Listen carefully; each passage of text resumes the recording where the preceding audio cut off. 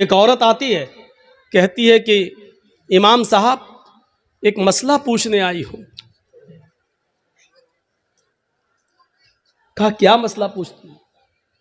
कहा मैं चरखा चलाती हूँ। चरखा जानते हैं ना, महात्मा गांधी वाला चरखा मालूम है ना? हम लोगों के यहाँ तो आज भी लगे हुए हैं कहीं कहीं। जो लोग हैंडलूम हाथ से कपड़ा बनाते हैं वहां चरखे भी हैं, हाथ से फिरता है, सूत काटते हैं।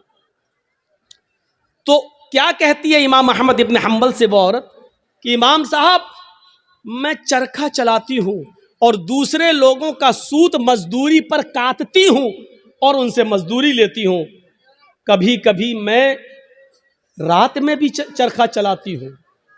जब मेरे पास तेल होता है। इस औरत के सवाल के बाद हमारी हैसियत क्या रह जाती है? सुने हमारी मां बहनें, औरतें ऐसी भी गुजरी हैं। सिर्फ लाइट मारने वाली औरतें हर वक्त नहीं होती हैं। सुने इमाम साहब, मैं कभी कभी रात में भी चरखा चलाती हूं।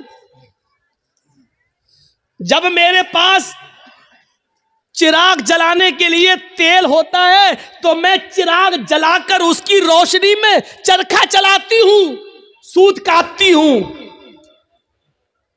इमाम अहमद इब्न हंबल फरमाते हैं अल्लाह तुम्हारी रोजी में बरकत दे, रिस्क में बरकत दे। कहा इमाम साहब कभी कभी चिराग में तेल नहीं होता हमारे पास, लेकिन हमारे पड़ोस में खुला हुआ आंगन है, हमारे पड़ोसी का खुला हुआ आंगन है। कभी कभी उस आंगन में रोज चिराग जलता है। वो मेरे पड़ोसी का चिराग है, लेकिन वो अपने घर में अपने आंगन में चलाता है और उस आंगन में उस चिराग की रोशनी कभी कभी मेरे घर पे आती है।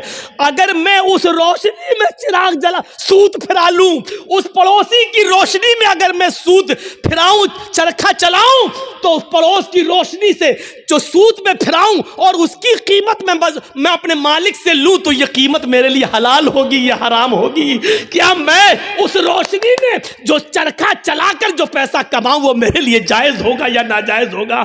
तसव्वुर करो, इमाम अहमद इब्न हंबल गश खा के चक्कर खा के गिर जाते हैं कि इस दुनिया में इस दौर में ऐसी औरतें भी मौजूद हैं जो तकवे का ऐसा मायार अपने अंदर पैदा की हुई हैं, इस ऐसा मायार अपने अंदर पैदा की हुई हैं। इस तकवे की रोशनी में जरा तसव्वुर करो हम कहाँ हैं, हमारी रोजी क्या है, हमारा माल क्या है, हमारी इनकम क्या है, हमारी इनकम आ कहाँ से रही है। इस औरत के सवाल के बाद हम तसव्वुर करें कि हम कहाँ खड़े हैं। फिर कहते हैं कि ये हमें परेशान कर रहा, वो हमें परेशान कर रहा, फला का अज़ाब। कुछ नहीं, हमारे आमाल हमें परेशान कर रहे हैं, हमारे करतूत हमें परेशान कर रहे हैं, हमारी बदअमली हमें परेशान कर रही है। अहमद इब्न हंबल रहमतुल्लाह अलैह ने कोई जवाब नहीं, सिर्फ इतना कहा, ऐ अल्लाह की बंदी, अगर तुम्हें लगता है तुम उससे मांगने तो नहीं गई हो, तुमने चोरी तो नहीं की है, अगर उसके आंगन में रोशनी जल रही है और वो तुम्हारे आंगन में आ रही है, तो मेरे हिसाब से इमाम अहमद इब्न हंबल ने कहा उस रोशनी में, चिराग की उस रोशनी में अगर तुम सूत काट लेती हो तो मेरे हिसाब से कोई गलत तो नहीं है, लेकिन फिर भी अगर तुम परहेज करो और बचो तो ये तुम्हारे लिए ज़्यादा बेहतर है। ये अहमद इब्न हंबल का जवाब था, जबकि चोरी नहीं थी। वो जला रहा है, दरवाज़ा नहीं है, आंगन से आंगन मिला हुआ है और उसके आंगन से उस चिराग की रोशनी यहाँ आ रही है। तो इसमें भाई आप ये लाइट जल रही है, अब इधर रोशनी जा रही है, तो उस आदमी का क्या कसूर है? तुम अगर चाहते हो कि मेरी रोशनी मेरे घर तक रहे तो तुम्हें अपने घर का इंतजाम करना है, लेकिन अगर आपके घर की रोशनी और आपके बल्ब की रोशनी मेरे घर आ रही है और आप ये कहें कि अपना मेरी रोशनी तेरे घर क्यों आ रही है, हट अपना घर तोड़, तो आप गलत है ना।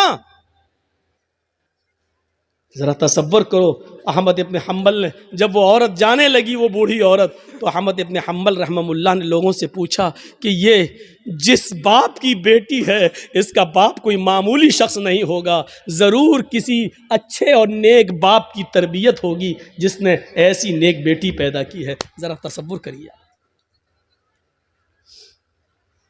नबी अकरम की दुआ इसलिए कबूल हुई क्योंकि आप सरापा रिज़्क़ हलाल इस्तेमाल करते थे। सहाबा की इसलिए मदद हुई उस जंग बदर में क्योंकि किसी सहाबी ने माले हराम को अपना लुक़मा नहीं बनाया। मेरे भाइयों, 1000 का लश्कर फिर मग़लूब होता है और 313 सहाबा को फतह होती है। ये 313 सहाबा जो लड़े, ये कौन सी चीज़ थी?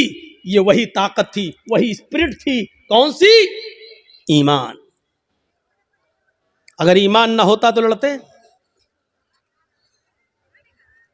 कुछ ना कुछ देर के लिए भी मानना पड़ेगा कि इस लड़की ने जो जज्बात में आके नारा लगाया था कर्नाटक में, इसके अंदर भी कुछ ईमानी हरारत थी, तभी तो ये अल्लाह अकबर का लफ्ज निकला है। इसका इनकार नहीं किया जा सकता।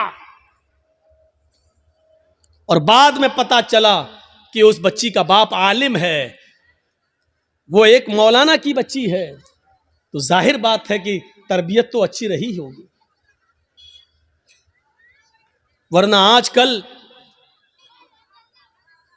सियासी लीडरों की लड़कियां कहाँ नारा लगाएंगी अल्लाह अकबर? वो तो वक्त के धारे में बहते हैं। वो तो हिंदू लोगों का वोट लेने के लिए मंदिर में टीका भी लगवा लेंगे। वो तो मूर्ति के सामने भी खड़े हो जाएंगे क्योंकि हमें इनका वोट चाहिए। तो तरबियत का भी फर्क होता है। हम अपनी औलाद को कौन सी तरबियत दे रहे हैं, कैसी तरबियत होनी चाहिए, इस पर हमें गौर करना चाहिए। जंगे खंदक के बारे में कभी सोचा आपने? जंगे खंदक में कितने मुसलमान थे? आपसे अगर सवाल करें तो शायद बहुत कम लोगों को मालूम हो। सिर्फ 3000 सहाबा, 3000, और इन 3000 सहाबा का मुकाबला कितने काफिरों से था, कितने यहूदियों से था? 10,000 का लश्कर। कोई तकाबुल है? कोई मुकाबला है? एक तरफ 3000, एक तरफ 10,000। वो हथियारों से लैस, ये बेचारे फुल हथियार नहीं। इन 3000 सहाबा को जंगे खंदक पर काफिरों से लड़ने के लिए अपनी रजामंदी का इजहार जो इन्होंने किया, ये 3000 सहाबा के दिल में जो 10,000 का खौफ नहीं था, वो खौफ निकालने वाली ताकत क्या थी? अगर आपसे सवाल करें तो मेरी इतनी तकरीर के बाद जो 1 घंटे से ज्यादा बोलते हुए मुझे हो गया, आप इस नतीजे पर पहुंच गए होंगे कि 3000 सहाबा जो 10,000 के मुकाबले में खड़े हुए हैं और लड़ रहे हैं, ये सिर्फ ईमान की ताकत थी। वो 10,000 से नहीं डर रहे हैं, वो सिर्फ ईमान की ताकत है। उनके दिलों में अगर डर है तो सिर्फ एक अल्लाह का डर है। वो किसी का खौफ उनके दिलों में मौजूद नहीं है। और जीते, उनको फतह हुई, उनको कामयाबी मिली। हम ये सारी चीजें भूल जाते हैं, हमें इस बात का एहसास नहीं होता है। भैया जल्दी निकल जाओ, बताओ ये कहाँ जा रहा होगा? इसकी तो शादी भी नहीं हुई है, कहाँ भाग रहा है?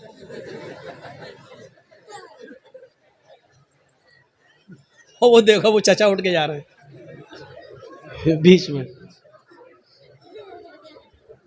बीच में जब कोई उठता है तो मुझे पता नहीं क्यों इतना डर लगता है। एक बार हैदराबाद में प्रोग्राम कर रहा था ना, तो बीच में एक आदमी उठ गया, तो मुझे पता नहीं उठा, पेशाब करता है, सीधे आया, मेरा माइक पकड़ के और माइक वाइक फेंक दिया उठा के। और फिर उसके बाद अंडे चले, टमाटर चले, जूते चले, चप्पल चली। तो उस दिन से एक दहशत तो होती है ना, फिर बीच में उठ रहा कि फिर कोई खड़ा ना हो जाए। तो वो उस दिन से ये है बस भाई, जिसको उठना हुआ करे वो पीछे बैठा करे, जब चाहे तब निकल जाए। जो आदमी आगे बैठते हैं उनको मालूम है ना उनको कितनी बार पेशाब आता है, ज्यादा आता तो पीछे बैठो। और मेरी तकरीर हो रही है, पता नहीं पेशाब क्यों नहीं रोक पाते हैं आप लोग। लोग तो दिल की धड़कनें रोक लेते हैं। एक बार डॉक्टर के पास गया, डॉक्टर मेरा, हमने कहा डॉक्टर साहब जरा वो देख लीजिए मेरा पल्स। बोला नहीं नहीं नहीं, तुम्हारा तो हाई होगा। हमने कहा अरे देख लीजिए डॉक्टर साहब, उसके बाद दवा। लेकिन आप, मैं मान नहीं सकता, हमें वो थर्मामीटर लगाने की जरूरत ही नहीं है, आपका पल्स देखना ही नहीं है, आपका वो क्या बोलते हैं उसको, बीपी, वो आपका हाई होगा, वो कुछ बड़ा ही होगा, नीचे नहीं हो सकता है। मैंने कहा डॉक्टर साहब सुन पड़ रहे हैं, हाथ पैर जरा कपकपी सी हो रही है। कहता कि जब आपकी तकलीफ सुन के हम लोगों के लेवल हाई हो जाते हैं, हम लोगों का बीपी हाई हो जाता है, तो आपका कैसे लो हो सकता है। उसने चेक नहीं किया, अल्लाह की कसम चेक नहीं किया, ऐसी दवा दी। बोला आपका नहीं करेंगे, हमें कसम है हम भी नहीं करेंगे आपका, और नहीं किया।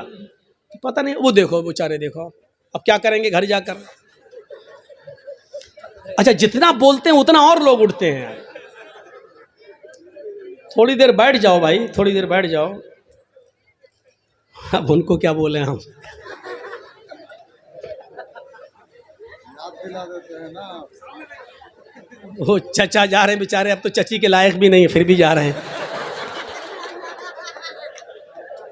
क्या करेंगे जाके। अच्छा चलिए, अब आप लोग जाग गए हैं, थोड़ी बहुत नींद आ रही होगी, उसका गलबा खत्म हो गया है। सुनिए, तो अब आप अंदाजा लगाइए, वो खंदक 10,000 का मुकाबला 3,000 और जीत गए। क्या चीज थी? वही अल्लाह का खौफ, वही अल्लाह का डर। जैसे एक पुलिस वाले में ये ताकत होती कि वो अकेला नहीं, सरकार की ताकत है उसके पास, ऐसी जो पक्का सच्चा मोमिन है वो डरता नहीं है। अल्लाह की ताकत है उसके पास, ईमान है उसके पास, ईमान की ताकत है उसके पास, उसको खौफ नहीं होता है, वो लड़ता है, आमादा हो जाता है। ये वाकया सुनाया है, लेकिन फिर भी आपको सुना देता हूं। सुमैया रजी अल्लाह ताला अन्हा का क्या मैटर था। अबू जहल के सामने खड़ी है, तबकात के अल्फाज है, इब्ने साद ने नकल किया है कि उसने सुमैया के कपड़े तक फाड़ दिए। फिर भी कहती है नहीं, अल्लाह एक है। अबू जहल ने नेजा लिया, नेजा, तबकात के अल्फाज, वो नेजा उसकी शर्मगाह में दाखिल कर दिया। सुनना बहुत आसान है, लेकिन एक हल्की सी खरोंच हम बर्दाश्त नहीं कर सकते हैं, उसकी तो शर्मगाह में नेजा, इधर से डाला उस तरफ निकाल दिया, और हाथ पीछे से बंधे हो, वो नेजा पकड़ के निकाल भी नहीं सकती हो। और ऐसी कंडीशन में भी देखिए ईमान की ताकत क्या, वो ये नहीं कह रही अल्लाह मेरी हिफाजत फरमा, अल्लाह मुझे बचा ले इस दुश्मन से, ये नहीं कह रही है। उसकी जबान से जो जुमले निकलते हैं वो जुमले ये, या रब्बी सब्बित कदमैया अला दीनिक, ऐ अल्लाह इसकी दी हुई सजाओं पर मेरे कदमों को साबित रखना, मेरे ईमान पर, कहीं इसकी सजाएं मुझसे मेरा ईमान न छीन ले।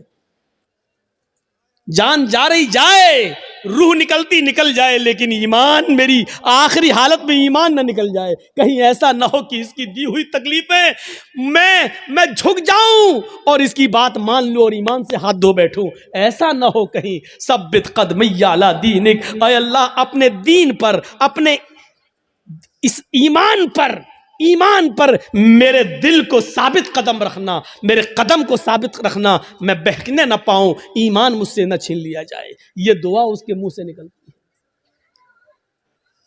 है। हम लोग तो जलसा खत्म होने के बाद कहते हैं अल्लाह जब तक जिंदा रखना ईमान पर, इस्लाम पे रखना, और जब खात्मा हो तो ईमान पर हमारा खात्मा फरमाना। हो गई तकरीर, खत्म, जाओ। अब 1 साल के बाद जब जर्जी साहब आएंगे तब तक आप इस्लाम पे अमल करेंगे। कोई मर गया तो वो ईमान पर उसका खात्मा हुआ है। हमने सब कुछ दुआओं को ही समझ लिया है। सहाबा किराम सब कुछ करने के बाद दुआ करते थे।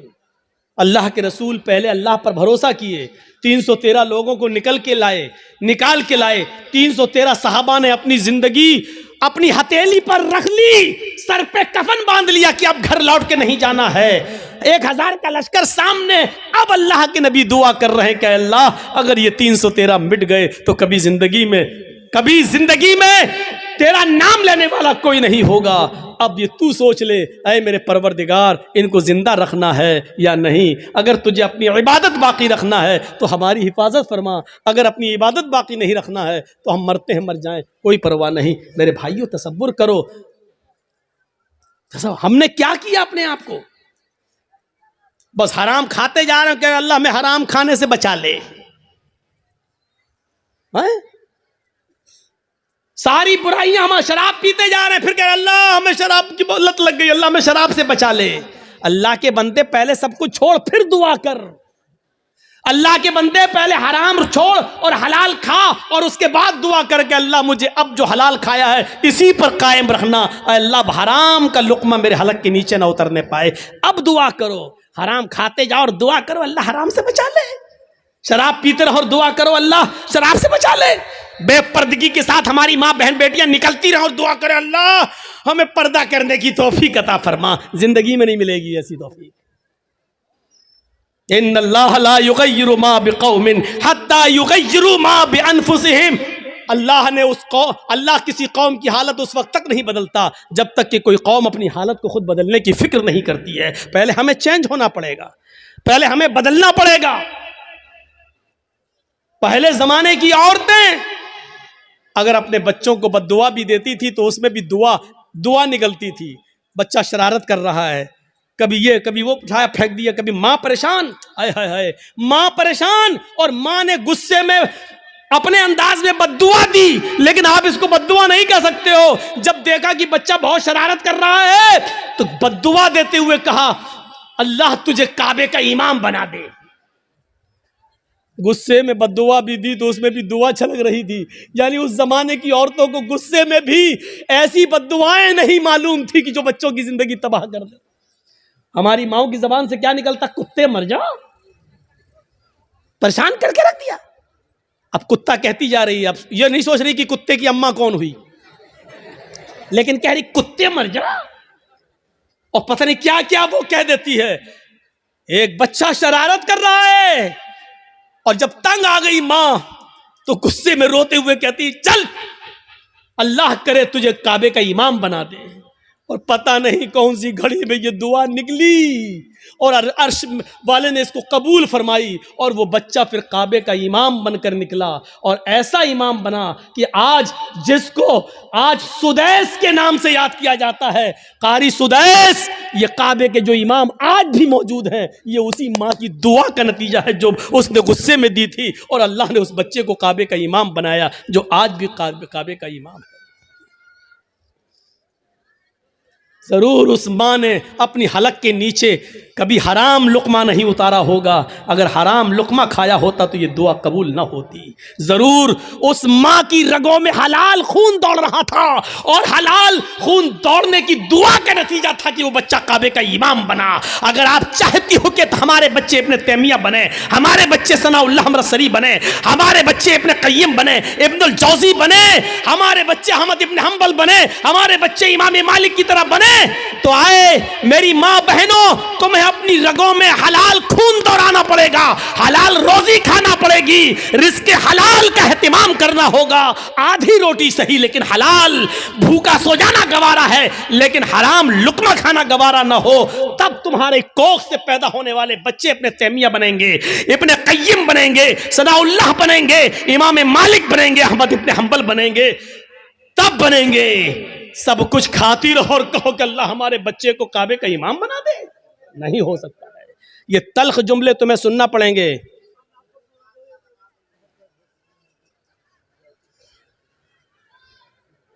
सुनना पड़ेंगे तल्ख जुमले।